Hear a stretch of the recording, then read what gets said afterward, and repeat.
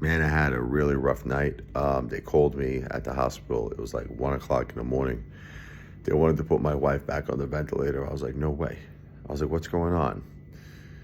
So what's going on with my wife is that we're not really sure, I'm not sure at least, that what's happening is only because of the cancer. There's a possibility that she's very weak. I mean, the girl was on a ventilator for 16 days.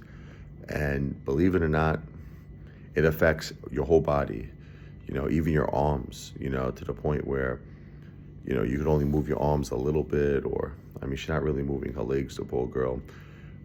But it's even affecting her ability to cough. She's still got secretions in her throat, and she's very tired. She doesn't have the strength to just cough it up. I'm trying to show her, I'm like, you got to give a big cough. I'm telling her. I think about my father, may he rest in peace. Name of the Father, the Son, Holy Spirit, amen.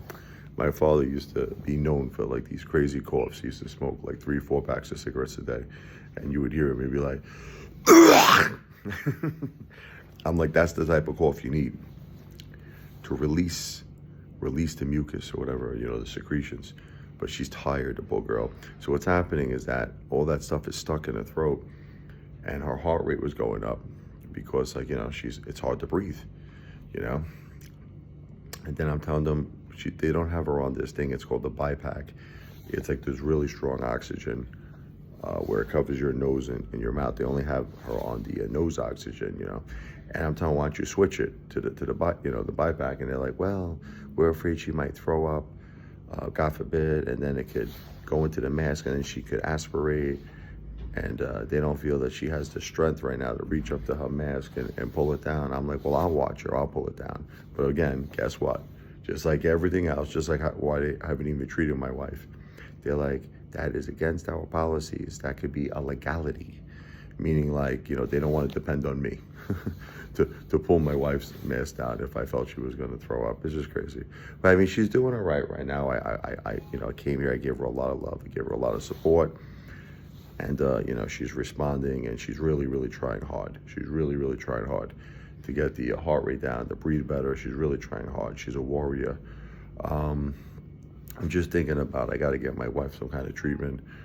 Thinking about maybe going to like Mexico. I don't know if I could get it in America because nobody wants to treat the critically ill. It's freaking crazy. But if anybody wants to do anything good, from their heart, seriously, I'm not even joking around. I'm really optioning a lot of like holistic choices here, but something maybe, who knows, possibly in another country. I'm not even kidding. I am not jiving you.